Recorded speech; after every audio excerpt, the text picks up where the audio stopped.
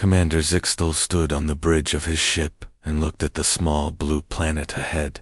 His crystal body glowed softly as he studied the data on his screen. This world looked perfect for first contact.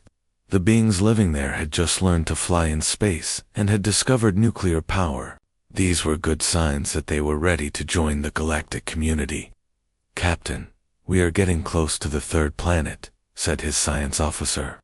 "The scans show they have cities and technology. They seem peaceful." Zixtel nodded. He had done this many times before.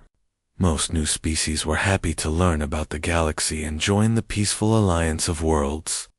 The Galactic Council had rules about how to meet new species. They always sent messages of friendship first. "Send the greeting message," Zixtel ordered. "Tell them we come in peace." Far below on Earth, Captain Jake Morrison was having his morning coffee when the alarms started ringing. He was the commander of Liberty Station, Earth's first military base in space. The station orbited high above Earth, watching for any threats from space. "Captain Morrison to the bridge now," came the voice over the speakers. Jake ran to the control room where his crew was working at their computers. The main screen showed dots moving toward Earth from the edge of the solar system. "What do we have?" Jake asked. Lieutenant Amy Foster turned from her station. "Sir, we have 5 unknown ships coming toward us. They're bigger than anything we've ever built. They appeared about an hour ago." Jake felt his heart beat faster. Earth had always wondered if aliens existed. Now it looked like they had their answer. But were these aliens friends or enemies? Any communication from them? Jake asked. Amy shook her head. "They sent something, but our computers can't understand it. The translation program is trying to work it out, but the words are strange." On the alien ship, Zixtel was confused. His greeting message should have been easy to understand. The universal translator always worked with new species. Maybe these humans needed more time. "Send the message again," he said. "Make it clear we want to meet them peacefully. Tell them about the Galactic Council and how they can join us." Back on Liberty Station, Amy was working hard on the alien message.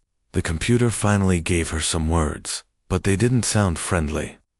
"Captain, I think I got something," Amy said. "The message talks about integration and assimilation. They mentioned something about a collective." Jake's face went dark. Those words sounded like invasion talk. Integration could mean they wanted to take over Earth. Assimilation sounded even worse. "Get me Admiral Carter on the emergency line," Jake ordered. Within minutes, Admiral Ben Carter's face appeared on the screen. He was the head of Earth's Space Defense Forces. His gray hair and serious eyes showed he understood the danger. "Jake, what's the situation?" the Admiral asked. 5 alien ships, sir. Big ones. They're sending messages about integration and assimilation.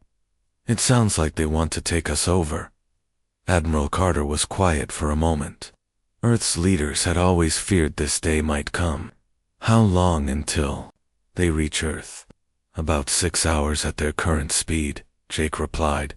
"I'm sending the fleet," Admiral Carter said. "We won't let them take our world without a fight." On the alien ship, Zixtel was getting worried. The humans hadn't responded to any of his messages. His sensors showed small ships leaving the planet and heading toward his fleet. "Commander, the human ships are moving toward us," his weapons officer reported. "But they're so small. Each one is tiny compared to our vessels." Zixtel had never seen anything like this before. New species usually talked before they acted. They asked questions and wanted to learn. These humans were doing something different. "Maybe they're coming to escort us to their planet," Zixtel said hopefully. "Prepare to welcome them." Captain Lisa Hayes was leading the first squadron of Earth fighters toward the alien fleet.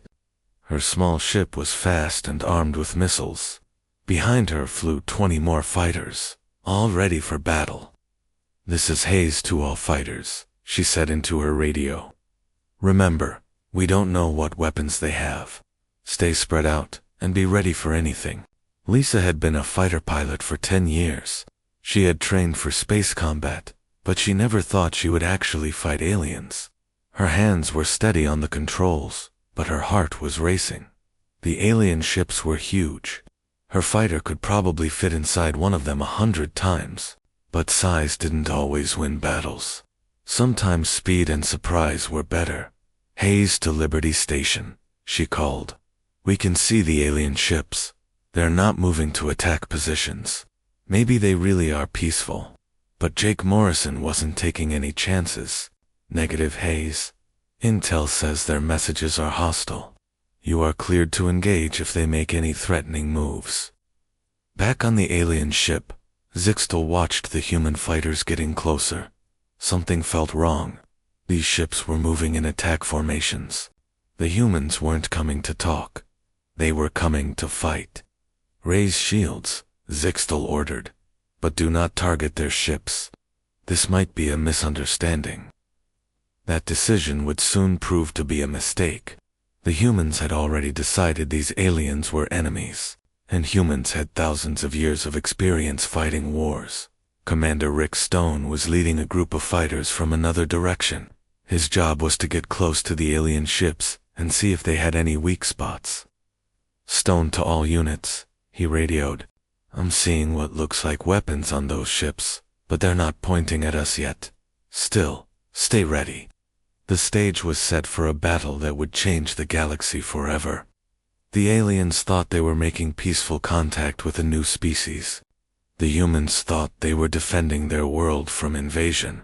Neither side understood the other, and in space, misunderstandings could be deadly. The first shots were about to be fired in a conflict that would make every alien species in the galaxy fear the human warriors. But nobody knew that yet. All they knew was that two very different kinds of beings were about to meet, and only one way of thinking would survive the encounter. The battle began when Captain Lisa Hayes made a decision that changed everything. She saw the alien ships raising their shields and thought it meant they were preparing to attack Earth. "All fighters, this is Hayes," she called into her radio. "They're powering weapons. Attack now." 20 Earth fighters fired their missiles at the same time. The small weapons hit the alien shields and exploded in bright flashes. On the alien ship, Commander Zixtal felt his vessel shake. "We're under attack," his weapons officer shouted. The humans fired first. Zixtal couldn't believe it.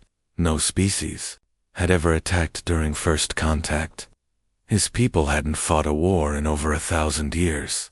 They had forgotten how to fight. "Return fire," he ordered, but his crew moved slowly. They had never used their weapons against living beings before. The human fighters were already moving for their second attack. Captain Lisa Hayes rolled her ship between two alien vessels and fired again. Her missiles hit something important because the big ship started leaking air into space. "Direct hit," she called out. "Their ships can be damaged. Keep attacking." Commander Rick Stone led his fighters around the back of the alien fleet. While the aliens were focused on Lisa's group, Rick's ships hit them from behind. The aliens had never seen tactics like this before. On Earth, Admiral Ben Carter watched the battle on his screens. The reports coming in were hard to believe. The human fighters were winning against ships much larger than theirs. "How is this possible?" he asked his staff. "Sir, the alien ships seem designed for peaceful purposes," reported his intelligence officer. "Their weapons are weak and their shields are strong, but only in the front. Our fighters are hitting them from all sides." Jake Morrison was still on Liberty Station, coordinating the battle. "Hayes, Stone, report your status." "We've disabled 2 alien ships," Lisa replied. "But 3 more are still active. Wait. One of them is trying to run away." Commander Zixtal had indeed ordered a retreat.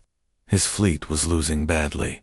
These humans fought like nothing he had ever seen. They used their small ships like weapons, getting close to his big vessels, where his guns couldn't hit them. "Send a message to the Galactic Council," he told his communications officer. "Tell them we found a warrior species. Tell them the humans are dangerous. But the humans weren't done fighting." Commander Rick Stone saw the alien ship trying to escape and chased after it. His fighter was faster than the big alien vessel. "Stone 2, Fleet Command," he radioed. "I'm going to board the alien ship." "Negative, Stone," came Admiral Carter's voice. "Too dangerous." But Rick had already made up his mind. He flew his fighter right next to the alien ship and used his ship's docking tube to connect to their hull. Then he put on his spacesuit and climbed inside the alien vessel. What Rick found inside surprised him. The aliens looked like walking crystals, and they seemed terrified. They had never seen a human before, and Rick looked like a monster too. Them in his bulky spacesuit. "Don't move," Rick shouted, pointing his weapon at them. The aliens couldn't understand his words, but they understood his meaning. Within an hour, Rick had taken control of the alien ship with just 5 other humans who came to help him. The aliens surrendered without much of a fight. They weren't warriors like humans were. News of the battle spread quickly through the galaxy. The surviving aliens sent reports to their homeworlds and to the Galactic Council. The reports all said the same thing. Humans were unlike any species they had ever met. On the planet Vorthan Prime, the crystal beings who had sent the first contact mission held an emergency meeting. Elder Morkith read the battle reports with growing concern.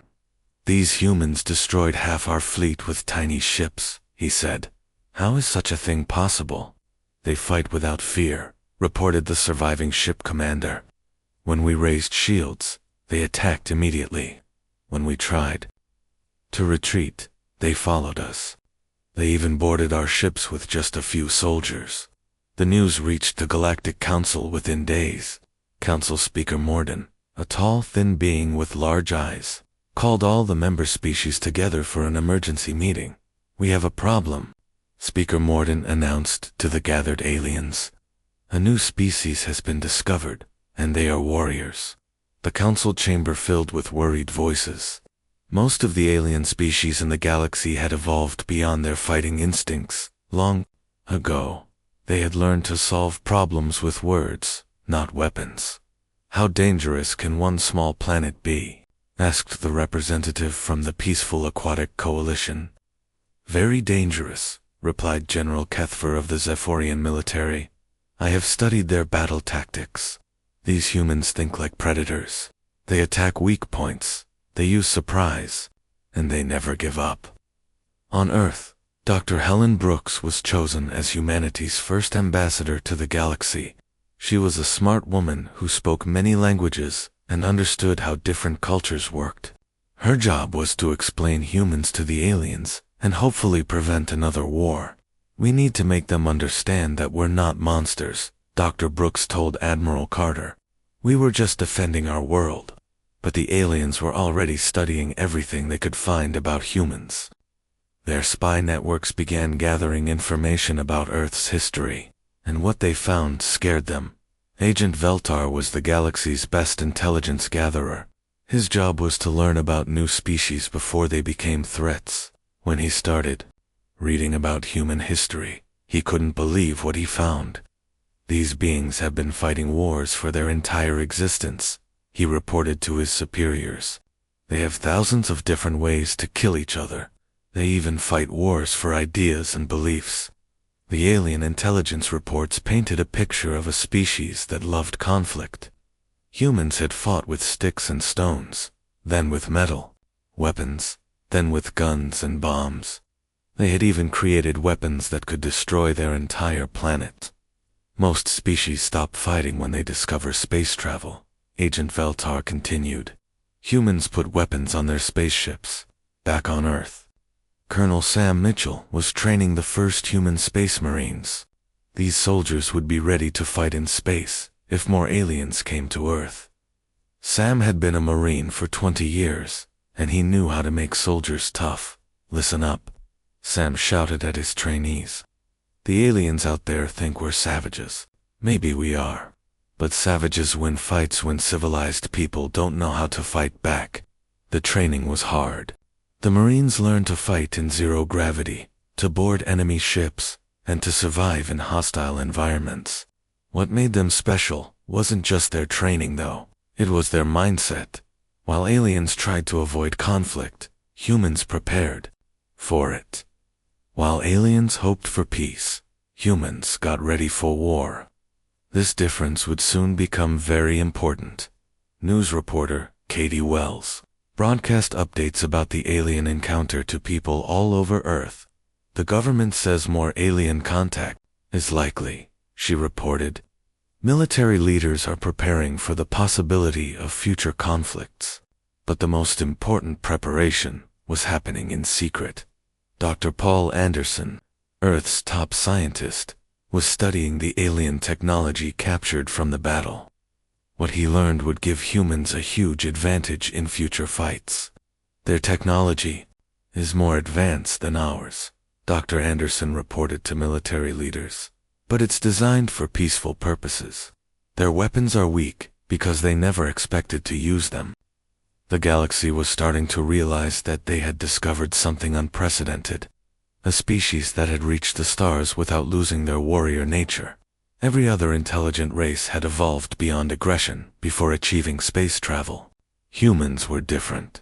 This difference would soon make every alien in the galaxy afraid of the human warrior species. But the real test was still to come. 6 months after the first contact disaster, the Galactic Council made a decision that would test humanity's fighting abilities.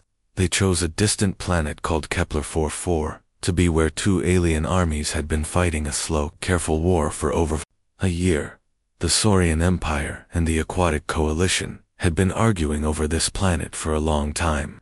Both sides wanted it because it had valuable crystals in the ground. But their war followed galactic rules: limited fighting, few casualties, and long breaks between battles. Council Speaker Morden presented the test to both human and alien representatives. "We want to see how humans fight in a real conflict," he explained to Dr. Helen Brooks, Earth's ambassador. "Send a small force to Kepler-4 for to be help end the war there." Dr. Brooks knew this was a trap, but Earth needed to prove it could work with the galactic community. "How many soldiers can we send?" she asked. 500, replied General Cathver of the Zephyrian military. "That should be enough to test your capabilities." What the aliens didn't know was that 500 human soldiers could do much more damage than 500 alien soldiers. Major Tony Rodriguez was chosen to lead the mission. He had fought in wars on Earth and knew how to win battles quickly. "This is not going to be like their gentle wars," Tony told his soldiers as they prepared to leave Earth. "We're going to show them how humans really fight." The human transport ship arrived at Kepler-4 for to be on a Tuesday morning. The planet looked like Earth in some ways, with blue oceans and green forests, but there were also strange purple mountains and 2 moons in the sky. Sergeant Mary Williams was the first human to step onto the planet's surface. She immediately started looking for good places to build a base. Unlike the aliens, who built big, obvious camps, Mary chose hidden spots that would be hard to attack. "Set up the command post in those caves," she told her soldiers. "Put the weapons storage underground. Make everything hard to see from the air." Captain Alex Turner took a small team to scout the area where the aliens were fighting. What he found amazed him. The 2 alien armies were camped on opposite sides of a valley, about 10 miles apart. They had been in the same positions for months. "This isn't a war," Alex reported back to Major Rodriguez. "This is more like a very slow chess game." The Saurian soldiers looked like giant lizards walking on 2 legs. They were strong and tough, but they moved slowly and always followed the same patterns. The Aquatic Coalition fighters looked like people made of water. They were fast swimmers but weak on land. Both alien armies followed something called the Galactic War Convention. This meant they only fought during certain hours. They gave warnings before attacks, and they tried not to kill too many enemies. To humans, these rules seemed crazy. "We're going to change how this war works," Major Rodriguez told his officers. "Lieutenant Parker, I want you to study their patrol schedules, find their weak spots." Lieutenant Chris Parker was an expert at unconventional warfare. He had learned to fight in jungles and deserts on Earth, places where normal military tactics didn't work. He spent 3 days watching the alien armies and couldn't believe what he saw. "Sir, they're completely predictable," Chris reported. "The Saurians send patrols at the same time every day. The aquatics always attack from the same direction. They even stop fighting at sunset every day." That night, Chris led the first human attack on the planet. He took 20 soldiers and snuck through the darkness toward a Saurian supply depot. The lizard-like aliens had guards, but they weren't watching carefully because attacks never happened at night. The humans moved like shadows through the alien camp. They planted explosives on the supply trucks and were gone before anyone noticed. When the bombs went off at dawn, the Saurians lost a month's worth of food and ammunition. "Impossible," shouted Saurian Commander Haskell when he saw the damage. "No one attacks at night. It's against the rules." But humans didn't care about galactic rules. They cared about winning. The next day, Private First Class Kelly Roberts did something that shocked both alien armies. She was on patrol when she spotted an aquatic coalition command post that was poorly defended. Instead of reporting it and waiting for orders, Kelly decided to attack it herself. Kelly was small and fast. She crawled through the swamp around the alien base and climbed up the back wall. Inside, she found 3 aquatic commanders studying battle plans. They were so surprised to see a human that they surrendered immediately.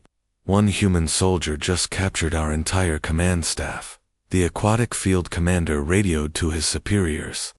"How is this possible?" Word of Kelly's success spread quickly. Major Rodriguez realized that humans had a huge advantage. They could think and act quickly without needing permission from their commanders. Alien soldiers always waited for orders. From now on, all squad leaders can make their own tactical decisions, Tony announced to his troops. "See an opportunity? Take it. See a problem? Fix it. Don't wait for orders." This new strategy confused the aliens completely. They were used to fighting enemies who moved slowly and predictably. Human soldiers attacked from unexpected directions, at unusual times, and with tactics that made no sense according to galactic military doctrine. Sergeant Pete Davis led a night raid that destroyed a Saurian communications tower. Corporal Linda Jones used captured alien equipment to trick an aquatic patrol into walking into an ambush. Staff Sergeant Mike Brown organized his squad to look like a much larger force, causing an entire alien company to retreat. The 2 alien armies began to panic. Their war had been going according to plan for over a year. Now these humans had arrived, and everything was chaos.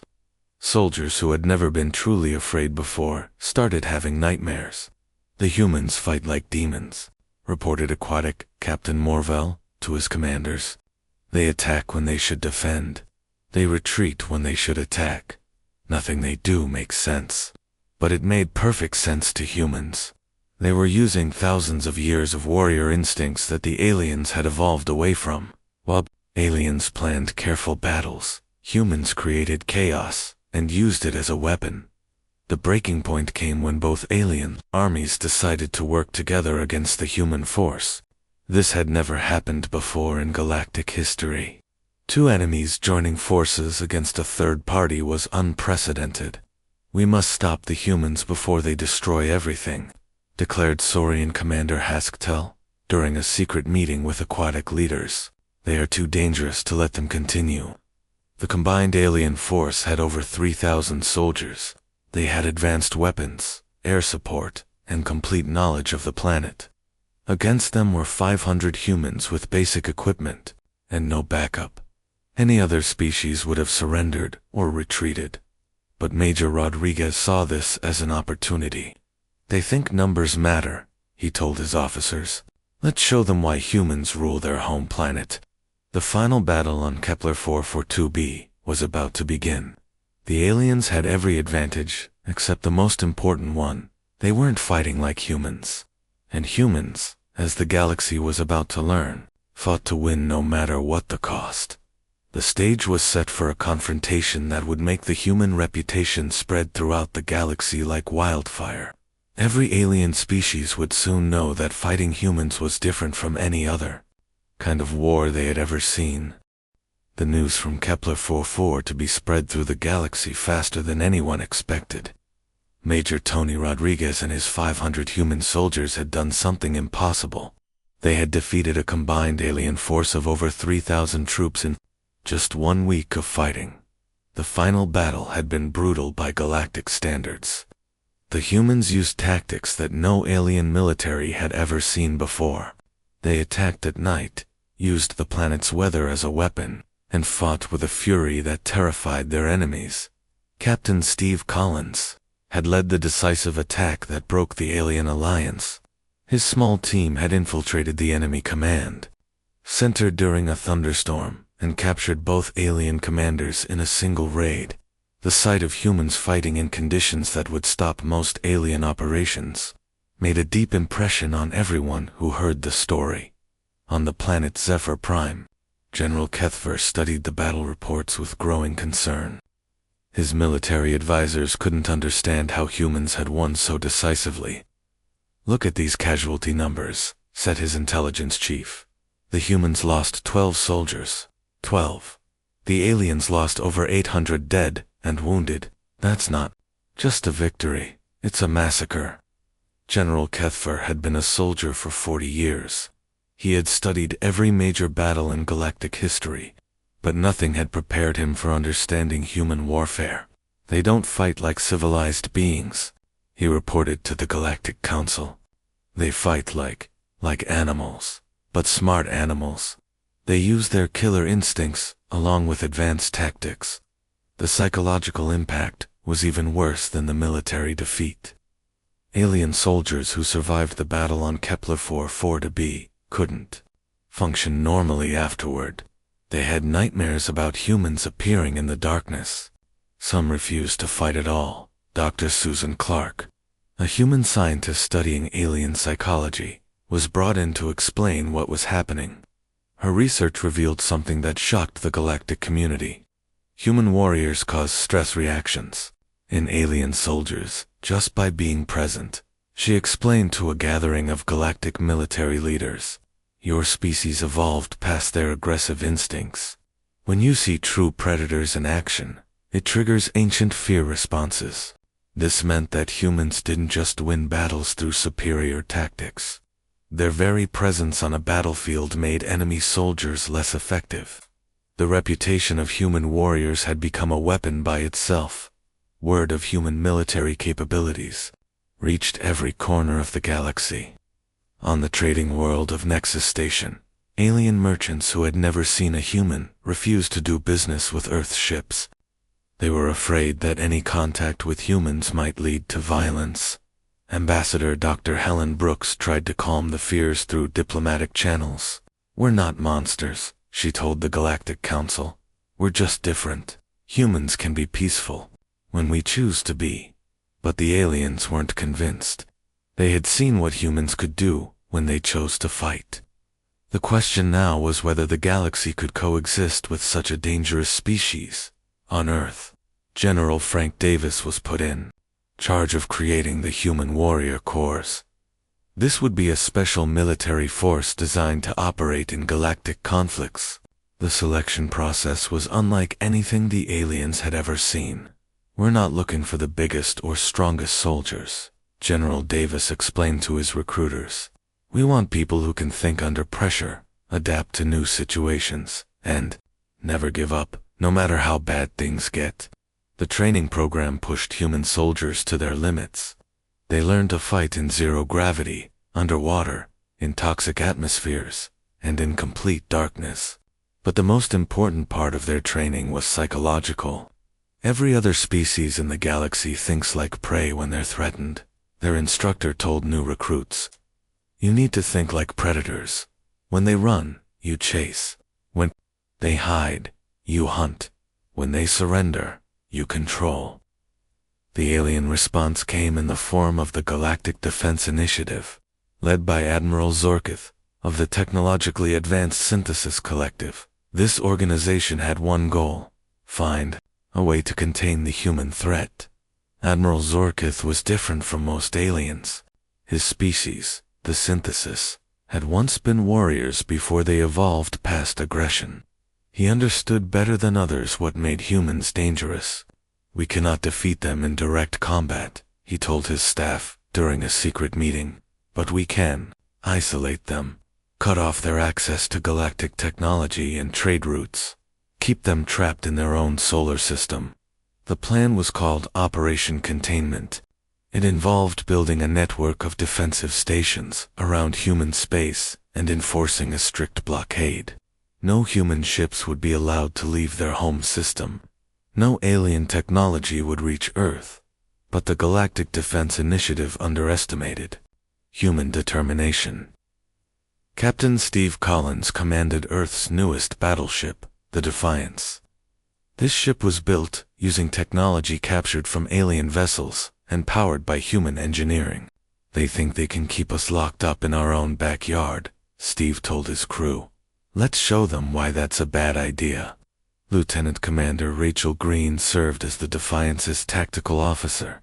She had studied alien psychology and knew how to predict enemy behavior. Her insights gave the human crew a huge advantage in space combat. "The aliens are logical," Rachel explained during a strategy meeting.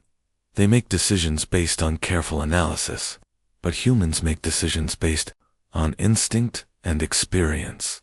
We can change our plans faster than they can understand what we're doing." The Synthesis Collective tried to gather intelligence about human military capabilities by sending spy ships near Earth. What they discovered made Admiral Zorkith's concerns even worse. "The humans aren't just building warships," reported his chief intelligence officer. "They're building weapons platforms, fighter squadrons, and orbital defense systems. They're preparing for a major war." But Earth's preparations went beyond just building weapons. Human scientists were studying every piece of alien technology they could find.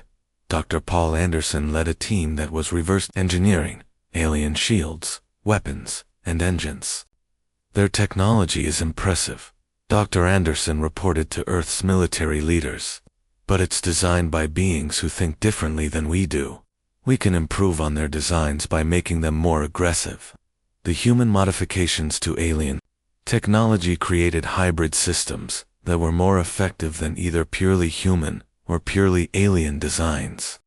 Human weapons became more powerful, human ships became faster, and human defenses became stronger. Meanwhile, the psychological warfare continued. Human soldiers returning from missions throughout the galaxy brought back stories that spread fear among alien populations. Tales of humans who fought for days without rest, who survived injuries that would kill other species, and who never retreated from any battle. Colonel Sam Mitchell, now in charge of training all human space forces, understood the power of reputation. "Let them be afraid," he told his trainees. "Fear makes enemies make mistakes, and when enemies make mistakes, we win." The galaxy was dividing into two camps: those who wanted to find a way to coexist with humans, and those who believed humans were too dangerous to be allowed freedom. The tension was building toward a confrontation that would determine humanity's place in the galactic community. Admiral Zorkith knew that time was running out. Every day that passed made humans stronger and more dangerous. The Galactic Defense Initiative would have to act soon, or it might be too late to contain the human threat. "We have one chance to stop them," he told the secret council of species that supported containment. "If we fail, humans will spread throughout the galaxy, and once that happens, no world will be safe from their warrior nature." The stage was set for the largest military operation in galactic history. Thousands of ships from dozens of species would soon converge on human space for a final confrontation.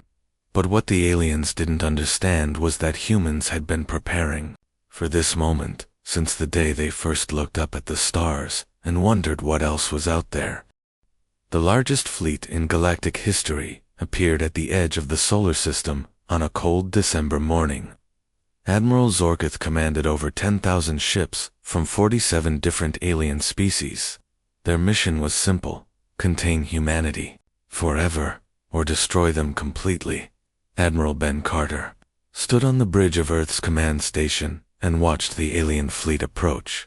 He had been promoted to Supreme Commander of all human forces after the success on Kepler 4-4-b. Now he faced the biggest challenge in human history with only 200 ships. "Sir, enemy fleet size is confirmed," reported his tactical officer. 10,312 vessels. Everything from fighters to massive battleships. Ben looked at the display showing the huge alien fleet. By any reasonable measure, humanity was about to be crushed. But humans had never been reasonable when it came to fighting for survival. "Send a message to all Earth ships," Ben ordered. "Today we find out if the galaxy is big enough for human warriors." Captain Danny White received the message aboard his destroyer, the Relentless Bait. He had been waiting for this moment since joining the Human Warrior Corps.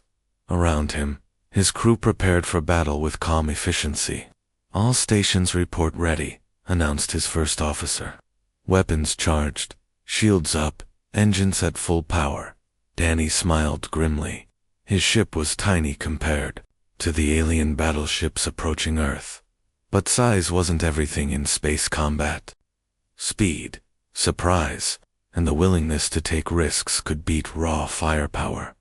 The battle began when the alien fleet tried to surround the solar system. Admiral Zorkith's plan was careful and logical: trap the human ships and destroy them one by one. But humans had other ideas. Captain Steve Collins led the first attack in the battleship Defiance. Instead of waiting to be surrounded, he charged directly at the center of the alien formation. His ship's modified weapons tore through alien shields like they were made of paper. "All ships follow the Defiance," Danny White called out as he pushed his destroyer to maximum speed. "Hit them before they can organize." The alien fleet was caught completely off guard. They had expected humans to fight defensively, trying to protect their home world. Instead, the human ships attacked with suicidal courage. Diving into the middle of the alien formation, Lieutenant Sarah Mitchell piloted her fighter through a storm of alien weapons fire. Her small ship danced between massive alien vessels, firing missiles at their weak spots.